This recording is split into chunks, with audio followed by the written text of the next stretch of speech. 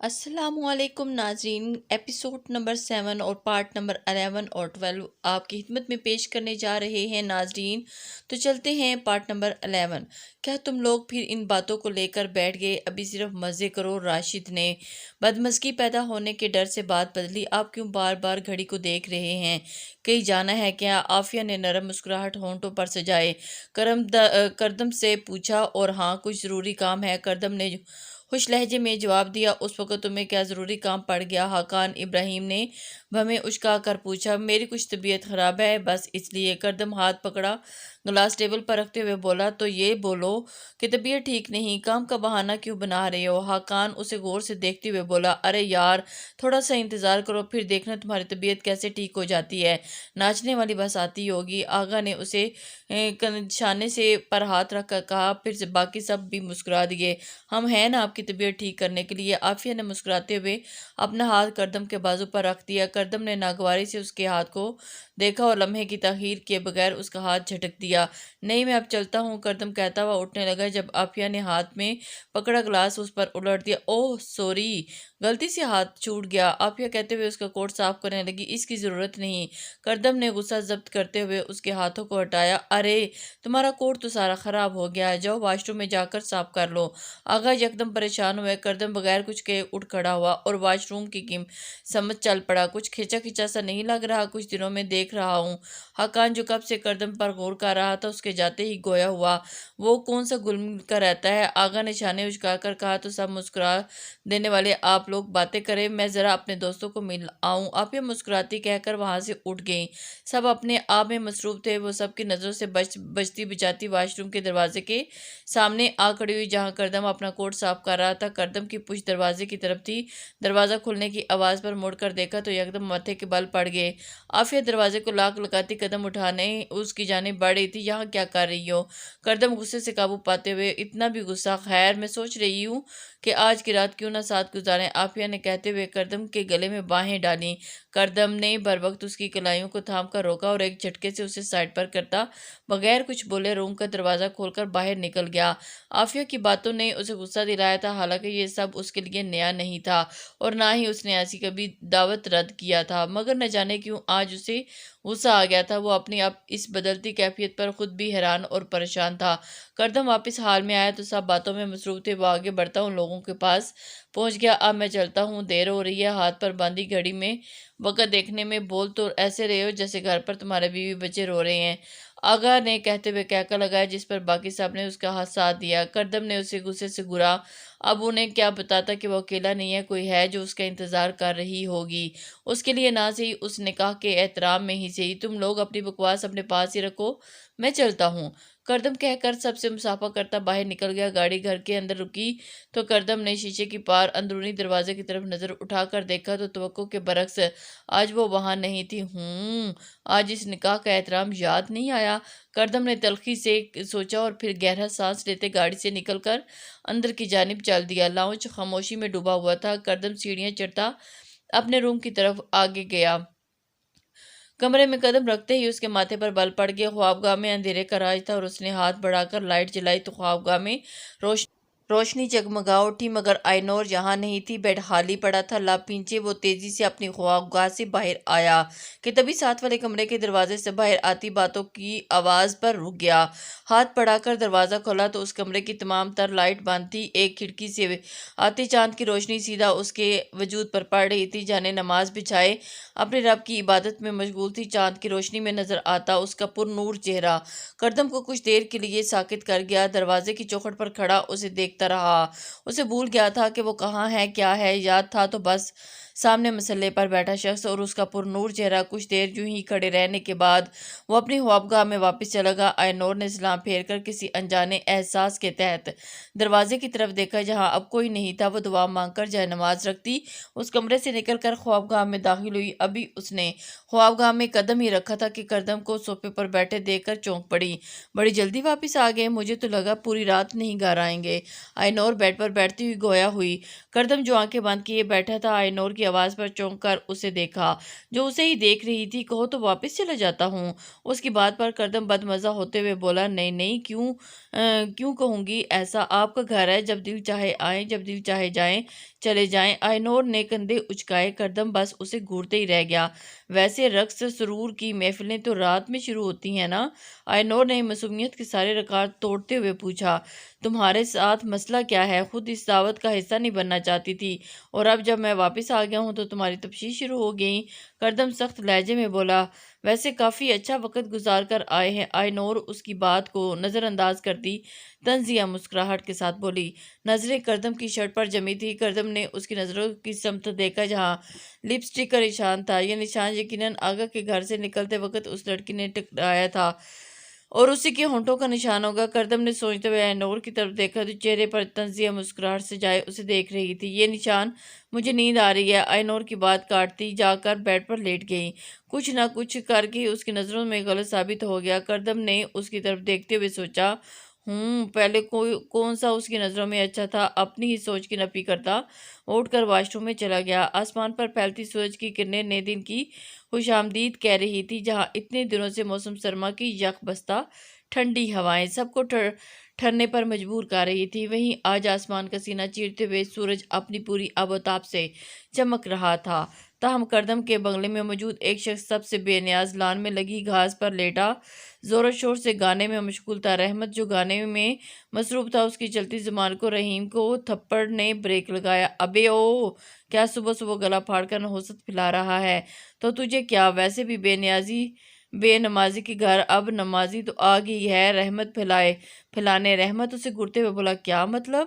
رحیم نے سوالیہ نظروں سے دیکھا۔ آج فجر کے وقت میری آنکھ کھلی تو بی بی صاحبہ اس کمرے کی کھڑکی سے نماز پڑھتی نظر آئیں۔ رحمت رازداری سے بولا، واقعی؟ کیسی دکھتی ہے؟ رحیم نے اشتیاق سے پوچھا۔ مجھے کیا پتا؟ کھڑکی کے پردے پر ان کی پرچھائی نظر آ رہی تھی۔ رحمت منہ بناتے ہوئے بولا، دور پھٹے منہ، بول تو یوں رہا ہے جیسے اسے دیکھ کر آیا ہو۔ رحیم کا سارا اشتیاق ٹھنڈا پڑ گیا۔ مجھے لگتا ہے کردم دادا اس کی آنکھوں پر فدا ہو گیا، تبھی تو اسے پاس رکھا ہے۔ رحمت پرسوچ انداز میں بولا، لگتا تو مجھے بھی یہی ہے کہ دادا اس پر دار خاتون پر دلہار بیٹھے ہیں۔ لیکن رحیم بولتے بولتے خاموش ہوا۔ کیا لیکن؟ ڈرامہ نہ کر، جلدی بتا۔ رحمت کو تجسس ہوا کہ وہ لڑکی ایسی تو نہیں لگتی تو بغیر نکاح کے کسی غیر مرد کے ساتھ رہے۔ رحیم رحمت کی طرف دیکھتا ہوا بولا، تو کیا تو ٹھیک کہہ رہا ہے؟ لیکن غفار منہ کھولنے کے لیے تیار نہیں، اور دادا ایسے بندہ نہیں جو کسی سے نکاح کرے، بھلا اسے کیا کمی ہے عورتوں کی؟ رحمت کے کہتے ہوئے آنکھ ماری۔ ہاں یہ بات تو ہے۔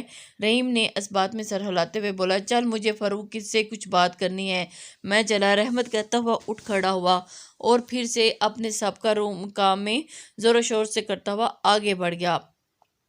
خوابگاہ میں داخل ہوتے ہی اس نے کھڑکی کے پردوں کو ایک طرف کیا۔ پردے ہٹنے سے چھان سے آتی سورج کی کرنیں سیدھا کردم کے چہرے پر پڑیں۔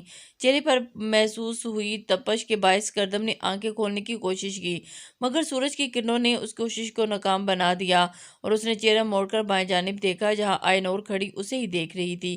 یہ کیا طریقہ ہے سوتے سے اٹھانے کا؟ کردم نے ماتھے پر بال ڈالتے پوچھا۔ نوکر نہیں ہوں آپ کی جو مجھے یوں آنکھیں دکھا رہے ہیں؟ آئینور اسے گھورتی ہوئی بولی۔ اب صبح صبح مت شروع ہو جاؤ دماغ کھانے، کردم بیزاری سے بولا، جس پر آئینور کا منہ کھلے کا کھلا رہ گیا۔ میں دماغ کھاتی ہوں؟ کوئی شک؟ کردم نے بھویں اچکائیں۔ اور اتنا آپ کا دماغ کھاتی ہوں تو پھر آزاد کیوں نہیں کر دیتے مجھے؟ وہ دانت پیستے ہوئے بولی۔ کردم نے ایک دم نظر اس کو دیکھا اور اس کے کھلے بال کسی آبشار کی مانند جھور رہے تھے۔ کردم نے یکدم اس کی کمر پر ہاتھ ڈال کر اسے خوب روح گرایا اور سیدھا کر کے سینے تک جا لگی۔ اتنی جلدی بھی کیا ہے؟ پہلے اپنی قیمت تو ٹھیک سے وصول کر لوں، پھر آزاد بھی کر دوں گا۔ آئینور کی آنکھیں پھٹی کی پھٹی رہ گئیں۔ تو کب تک وصول ہوگی آپ کی یہ قیمت؟ کردم نے کروٹ لے کر آئینور کو اوپر کیا اور کہو تو ابھی وصول کر لیتا ہوں، پھر تم آزاد۔ کردم اس کے ہونٹوں پر جھکتا ہوا بولا۔ وہ فوراً پہلے سے اٹھی اور خود کو کردم کی قید سے آزاد کرتی بولی، آپ کے لیے یہ قیمت اتنی بڑی نہیں ہے، نہ جانے اتنی کتنی ہی نوٹوں کی گٹیاں ایک ہی رات میں کوٹھے کی عورتوں پر نچھاور کی جاتی ہوں گی۔ اب کی بار آئینور کے لہجے میں طنز شامل تھا۔ کردم غصے سے اس کی طرف بڑھا، بال ہاتھ اٹھاتے دبوچتے ہوئے بگرایا، ہزار بار کہہ چکا ہوں اپنی حد میں رہا کرو، مگر تمہیں میری بات پلے کیوں کیوں نہیں پڑھتی؟ ویسے بھی یہ فیصلہ تمہارا تھا، میرا تو نہیں تھا، اور شاید نکاح کے ذریعے ایسی کئی راتوں انتخاب تمہارا تھا، اس لیے اب بھگتو۔ میں بھی اس نکاح کی وجہ سے تمہارے ساتھ زبردستی نہیں کر رہا تھا، لیکن اب مجھے لگتا ہے کہ تم ایسے نہیں مانو گی، تو اب سے ہر رات میرے لیے تیار رہنا۔ کردم نے ایک جھٹکے سے اسے چھوڑا۔ آئینور تو اپنا توازن برقرار نہ رکھ سکی اور سیدھا فرش پر جا گری، سر وہاں موجود ٹیبل کے کونے سے ٹکرایا، جس کے باعث ماتھے سے خون بہہ نکلا، مگر وہاں پرواہ کسے تھی؟ کردم نے جھک کر اس کا منہ دبوچا اور اپنے سامنے کیا۔ ایک بات ذہن نشین کر لو، تم اپنے باپ کی وجہ سے اپنی مرضی سے یہاں ہو، اس لیے اب یہ زبان میرے سامنے دوبارہ نہ چلے۔ کردم ایک جھٹکے سے اس کا چہرہ اپنی مضبوط گریپ سے آزاد کرتا ہوا اٹھ کھڑا ہوا۔ اور ہاں، بے فکر ہو جاؤ، کچھ ہی دنوں میں تم اپنے گھر جاؤ گی اور واپس کبھی نہیں میں تمہیں لے کے آؤں گا اور تمہیں چھوڑ دوں گا۔ لڑکی، یہ سب کیسی ہوا؟ کچھ بتاؤ گی بھی؟ خالہ اس کی پٹی کرتی فکر مند لہجے میں پوچھ رہی تھی۔ کیا سیما خالہ؟ بولا تو ہے گر گئی، اب ایک ہی بات بار بار پوچھ رہی ہیں؟ آئینور ان کے بار بار پوچھنے پر چڑ کر بولی۔ ارے ایسے کیسے گر گئی؟ کیا آنکھیں بند کر کے چل رہی تھی؟ سیما خالہ نے اسے لتاڑا۔ اوف، آپ کے لاڈ صاحب کا کیا کیا درا ہے سب، اب خوش؟ آئینور نے اب کی بار سچ بتانے میں عافیت جانی۔ ضرور تم نے ہی کچھ کیا ہوگا جو اس نے تمہارا یہ حال کر دیا۔ سیما خالہ نے مشکوک نظروں سے اسے دیکھا۔ میں نے تو کچھ نہیں کہا، یہ آپ لوگوں کو ہر منہ کیا ہو گیا؟ وہ بول رہی ہیں نا میں ان کا دماغ کھاتی ہوں، اور آپ بول رہی ہیں کہ میں نے کچھ کیا ہوگا؟ واہ، سب مجھ بیچاری پر ہی الزام لگا دو۔ آئینور خفکی سے انہیں دیکھتی ہوئی بولی، جو پٹی کرنے کے بعد اب اس کے ساتھ کرسی گھسیٹ کر بیٹھ گئی تھی۔ تو میری بچی، کیا میں نہیں جانتی کہ ایک زبان ہی تو ہے جو اللہ نے تمہیں گز بھر کے دی ہے؟ کیا میرے چھوٹے قد پر چوٹ کر رہی ہیں؟ اب کی بار آئینور کی شکل رونے والی ہوئی تھی۔ تو بس تمہاری زبان کی تعریف کر رہی ہوں، رہنے دے بس، آپ کے لاڈ صاحب بھی کچھ کم نہیں ہیں۔ آئینور منہ بنا کر بولی۔ ویسے بولا کیا تھا جو اس نے تمہیں اس حال میں پہنچا دیا؟ سیما خالہ اس کے چہرے پر نظریں جمائے پوچھنے لگی۔ میں نے تو بس ایک دو باتیں بولی تھیں، آئینور نے کہتے ہوئے نظریں چرائیں۔ وہ ایک دو باتیں کیا تھیں؟ سیما خالہ پھر سے پوچھا۔ تو اب کی بار آئینور نے شرافت کے ساتھ اپنی اور کردم کی ساری باتیں ان کے گوش گزار کر دی۔ یا اللہ لڑکی، یہاں میں دعا کرتی ہوں کہ تم کردم کے دل میں گھر بنا لو، وہاں تم اس کے گھر سے بھاگنے کے منصوبے بھی تیار کرتی رہتی ہو، نہ جانے کب عقل آئے گی تمہیں۔ سیما خالہ اسے تعصب سے دیکھتی نفی میں سر ہنڈالنے لگی۔ اب اگر تم نے اس سے جھگڑا کیا نا تو مجھ سے برا کوئی نہیں ہوگا۔ اب کی بار انہوں نے غصے سے گھورتے ہوئے اسے دھمکایا، جس پر آئینور بس منہ بنا بسور کر رہ گئی۔ وہ اس وقت اپنے اڈے پر موجود کرسی پر بیٹھا کسی غیر مرئی نقطے پر نظریں جمائے سوچوں میں گم تھا۔ گھر سے وہ بغیر ناشتہ کیے ہی یہاں آ گیا۔ آئینور کی باتوں نے اس کے غصے کو اور بھی ہوا دی تھی، جس کے باعث غصے کسی صورت کم ہونے کا نام نہیں لے رہا تھا۔ سمجھتی کیوں نہیں، اگر اسے چھوڑنا ہی ہوتا تو ایک رات میں ہی فارغ کر دیتا، مگر غلطی میری ہے، سب جانتے بوجھتے بھی اس سے دل لگا بیٹھا۔ سوچا تھا وقتی کشش ہے، کچھ دن کے ساتھ گزرنے کے بعد سارا خمار اتر جائے گا، لیکن وقت کے ساتھ اسے خود سے دور کرنا مشکل ہو گیا ہے۔ سوچتے سوچتے اب ہاتھ میں پکڑے شراب کا گلاس لبوں تک لگایا۔ ایسا نہیں چل سکتا، کچھ کرنا ہوگا، وہ تو میری زندگی میں ہمیشہ کے لیے آئے گی یا بہت دور چلی جائے گی۔ کردم خود کلامی کرتا ہوا اٹھ کر باہر کی جانب چل دیا، جہاں اور بھی کام اس کے منتظر تھے۔ تم سے میں نے کہا تھا کردم دادا سے اپنے تعلقات ٹھیک کرو، مگر تم سب ہی کو اپنے خلاف کر بیٹھ گئے۔ پاشا ساحلی اڈے پر موجود تھا جب جمشید ایک بار پھر اس کے سر جا پہنچا۔ تم کو میں بیوقوف نظر آتا ہوں؟ اگر میں نے ایسا کرتا تو مجھے بھی سب کے سامنے کردم سے معافی مانگنی پڑتی، جو مجھے ہرگز قبول نہیں تھا، اس لیے تم سب کو اپنے خلاف کر لیا۔ جمشید فوراً پاشا کی بات کاٹتے ہوئے بولا، ہاں اب سب مشترکہ معذرت کر لوں گا، یوں مجھے بھی صرف کردم کے آگے جھکنا نہیں پڑے گا اور نہ ہی ان باتوں کے لیے معافی مانگنی پڑے گی جو میں نے کردم دادا کے ساتھ کیا۔ پاشا کہتے ہوئے کرسی سے ٹیک لگا دی۔ کیا بیوقوفی ہے؟ اس سے بہتر ہے کہ تم صرف کردم سے معافی مانگ لیتے، یوں سب سے معافی نہ مانگتے پھرتے۔ جمشید کا دل اس پر ماتم کرنے کو چاہا۔ میں جو دیکھ رہا ہوں وہ تم نہیں دیکھ سکتے، اس لیے دیکھتے جاؤ میں کرتا کیا ہوں، پاشا نے مسکراتے ہوئے کہا، جس پر جمشید سر پیٹ کر رہ گیا۔ آسمان پر چھائے کالے بادلوں میں ماہتاب کہیں چھپ کر بیٹھ گیا تھا۔ صبح کے برعکس اب سردی شدت پکڑ چکی تھی، ایسے میں دوسرے کمرے میں موجود کردم شراب نوشی کے مزے سے لطف اندوز ہو رہا تھا۔ جب آئی نور نماز ادا کرنے کے لیے کمرے میں داخل ہوئی، کردم کے ہاتھ میں شراب کا گلاس دے کر آئی نور کے قدم وہی تھم گئے جو اپنی خوابگاہ میں آئی نور کے آنے سے پہلے ہی اس کے سونے کے بعد ہی شراب پیتا تھا، اب دوسرے کمرے میں اس کے سامنے پی رہا تھا، اور وہ کمرے سے واپس نکلنے لگی کہ کردم کی آواز پر چار مڑ کر اس کی طرف دیکھا، جو شراب کا گلاس ہونٹوں سے لگائے اسے ہی دیکھ رہا تھا۔ کردم کی نظر سیدھا اس کے ماتھے پر بندھی پٹی کی طرف گئی۔ کردم کو اپنی غلطی پر ندامت محسوس ہوئی۔ مجھے تم سے کچھ بات کرنی ہے، بولیں، پہلے بیٹھ جاؤ۔ کردم کے کہنے پر نہ چاہتے ہوئے بھی آئی نور بیڈ پر بیٹھ گئی۔ تم جانتی ہو نا تمہیں یہاں کیوں اور کس حیثیت سے لایا گیا تھا؟ جی، آئی نور نے آنکھیں گھما کر کہا۔ کس حیثیت سے؟ دلچسپی سے اسے پوچھنے لگا۔ تاوان، مختصر سا جواب، مگر کردم کے ہونٹوں پر مسکراہٹ پھیل گئی۔ اب میں کچھ رد و بدل کرنا چاہتا ہوں۔ کیا مطلب؟ اس کے ناسمجھی سے پوچھا۔ گلاس رکھ کر کردم چلتا ہوا اس کے سامنے آیا، سالوں سے اس کے ہاتھ مقابل کھڑا۔ اب میں تمہیں اپنی بیوی کی حیثیت سے یہاں رکھنا چاہتا ہوں، اور ہاں، انکار کی گنجائش نہیں، فیصلہ ہو گیا ہے، کیونکہ مجھے تم چاہیے، صرف تم میری عزت بن گئی ہو یا شاید، لیکن اب بس، میں اپنے چاہتا ہوں۔ کردم اپنی آنکھوں میں جھانکتا ہوا بولا، ایسا نہیں ہو سکتا، میں اور آپ دونوں الگ راستے کے مسافر ہیں جس کی منزل ایک نہیں ہو سکتی۔ آئی نور سرد لہجے میں بولی، جو وہ نہیں چاہتی تھی وہ ہو گیا تھا، میں یہ سب نہیں جانتا، اس لیے اب تم پر اپنی مرضی، یہاں رہو یا زبردستی، مگر تمہیں اب ادھر ہی رہنا ہے، ہمیشہ میرے ساتھ۔ میرے ساتھ؟ کردم نے کہتے ہوئے اسے بازو میں اٹھا لیا۔ چھوڑو مجھے۔ آئی نور نے خود کو چھڑوانے کے لیے ہاتھ پیر چلائے۔ اس کی مزاحمت کا اثر لیے بنا وہ کمرے سے نکل کر اپنی خوابگاہ میں چلا گیا۔ ادھر نیچے کھڑی سیما خالہ چہرہ ان دونوں کو ساتھ دے کر کھل اٹھی۔ ماشاء اللہ، یوں تم دونوں کو اللہ خوش رکھے۔ وہ دل میں دعائیں دیتی اپنے کمرے چلی گئی۔ کردم نے آئی نور کو بیڈ پر پٹکنے کے انداز میں پھینکا اور دروازہ لاک کر کے بیڈ تک آیا۔ آئی نور اس کی ساری کارروائی دیکھ چکی تھی۔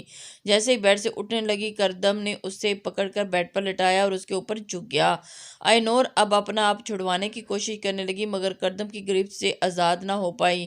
کردم نے اس کے ماتھے پر اپنے لب رکھے اور اس کی باہوں میں نیند کی آغوش میں اترتا چلا گیا۔ اللہ نے دل پھیر دیا، اور نکاح جیسے حلال رشتے میں بندھ گیا تھا تو حرام اب سکون کہاں ملتا۔ بے شک نکاح کر کے انسان اپنا آدھا ایمان شیطان سے بچا لیتا ہے، مگر آئی نور اس رشتے سے خوش نہ تھی۔ کانوں میں پڑتی شور کی آواز نے اسے نیند سے بیدار کر دیا۔ نظریں گھما کر دیکھا تو آئی نور ڈریسنگ ٹیبل کے سامنے کھڑی نظر آئی۔ اسے غصے سے چیزوں کو پٹکتا دیکھ کر کردم کے چہرے پر مسکراہٹ رینگ گئی۔ کل رات کا غصہ ان بے جان چیزوں پر کیوں اتار رہی ہو؟ کردم کہتا ہوا بیڈ سے اٹھ کر کھڑا ہوا۔ آئی نور تیکھی نظروں سے آئینے میں نظر آتے اس کے عکس کو گھورتی بغیر کوئی جواب دیے کمرے سے باہر نکل گئی۔ کردم بھی ہلکی آواز میں مسکراہٹ ہونٹوں پر سجائے واش روم میں چلا گیا۔ آئی نور ناشتے کی ٹرے لیے وہ دوبارہ کمرے میں آئی تو کردم ڈریسنگ ٹیبل کے سامنے کھڑا ہو کر تیار ہو رہا تھا۔ ایک نظر اس پر ڈالتی آگے بڑھ گئی۔ ناشتے کی ٹرے صوفے کے سامنے لگی ٹیبل پر رکھ کر وہ جانے لگی کہ کردم پکار بیٹھا، سنو۔ آئی نور نے مڑ کر سوالیہ نظروں سے اسے دیکھا۔ ادھر آؤ۔ حکم صادر ہوا۔ آئی نور نے بے تاثر چہرہ لیا اس کی جانب بڑھی۔ یہ ٹائی باندھ دو، کردم نے کہتے ہوئے ٹائی اس کی جانب بڑھائی۔ آئی نور نے حیران ہوتے ہوئے ہاتھ میں تھام لی۔ اور اب کہاں وہ 4 فٹ 8 انچ کی لڑکی اور کہاں وہ دراز قدامت مرد؟ اس کی ٹائی باندھنے کے لیے ایک عدد اسٹول کی ضرورت پڑے گی۔ آئی نور بڑبڑاتے ہوئے ٹائی کو دیکھنے لگی، اور اس کی بڑبڑاہٹ کردم نے بخوبی سن لی تھی، اور ایک ہاتھ آئی نور کی کمر پر ڈال کر اسے ڈریسنگ ٹیبل پر بٹھا دیا۔ اب باندھ لو۔ اے نور! اسے گھوری نوازتی اور ٹائی باندھنے لگی۔ بس سکھا دی ٹائی باندھنا۔ کردم اس کے چہرے پر نظر جمائے گویا ہوا، ماما جب پاپا کے باندھا کرتی تھی تو ان کے دیکھ کر مجھے آ گیا۔ آئی نور کا چہرہ بے تاثر تھا، مگر آنکھوں میں کرب کی داستان رقم تھی جو کردم سے چھپی نہیں تھی۔ ٹائی باندھتی ہی وہ ٹیبل سے اتر کر کمرے سے باہر نکل گئی۔ تمہاری ہر تکلیف تم سے دور کروں گا نور، کردم نے اس کو جاتے ہوئے دیکھ کر بڑبڑایا۔ ہاتھ میں گھڑی باندھتا ناشتے کے لیے صوفے پر بیٹھ گیا۔ موبائل کان سے لگائے وہ مسلسل کسی کو کال ملانے میں مصروف تھا، مگر مقابل میں نے قسم کھائی ہوئی تھی کہ فون نہ اٹھانے کی۔ اوئے آدی، تیری گرل فرینڈ بھی کال نہیں اٹھا رہی؟ عمران بیڈ پر لیٹتا ہوا اسے چڑھانے لگا۔ بکواس بند کرو اپنی۔ آدی اسے گھوری سے نوازتا پھر فون کی جانب متوجہ ہوا۔ رہنے دے عمران، بچے کو کیوں تنگ کر رہا ہے؟ آدی تو آرام سے اپنی گرل فرینڈ کو فون ملا۔ سمیر مسکراہٹ دباتے ہوئے، تم دونوں بکواس بند کرو ورنہ میں ہاسٹل کے وارڈن سے کہہ کر دوسرے روم میں چلا جاؤں گا۔ وہ دانت پیستے ہوئے بولا اور بیڈ سے اٹھ کر روم کی جانب نکل گیا اور دونوں کے کہکوں نے دور تک اس کا پیچھا کیا۔ کردم دروازے کو دھکیلتا ہوا اندر داخل ہوا تو بیٹھک میں سبھی نفوس اپنی جگہ پر برجمان تھے۔ وہ بنا کسی پر نظر ڈالے آگے بڑھتا اپنی نشست سنبھال کر بیٹھ گیا اور اس کے بیٹھتے ہی پاشا اپنی جگہ سے کھڑے ہوتے گویا ہوا، میں اپنے رویے کے لیے شرمندہ ہوں، اس لیے تم سب سے معافی مانگتا ہوں اور امید کرتا ہوں کہ تم سب اپنا دل صاف کر کے مجھے معاف کر دو گے۔ آج یہ بیٹھک بھی خاص اسی لیے آغا حسن نے سے کہہ کر رکھوائی ہے۔ امید کرتا ہوں کہ اسے میری پہلی اور آخری غلطی سمجھ کر سب اپنا بڑا پن دکھاتے ہوئے معاف کر دیں گے۔ Part number 13 next video please complete watch, please like share and comment.